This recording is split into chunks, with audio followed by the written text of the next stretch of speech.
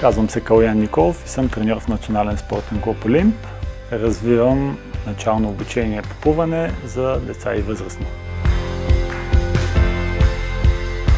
Най-важните умения са постигане на постоянство и изграждане на доверие към личния треньор.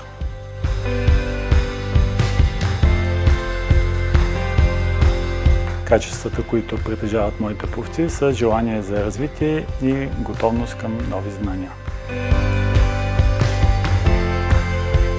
Целите са изграждане на нови навици и чувство на увереност в собствените сили. Извън басейна, освен добри състезатели, се опитваме да възпитаме уважение, упоритост и самочувствие.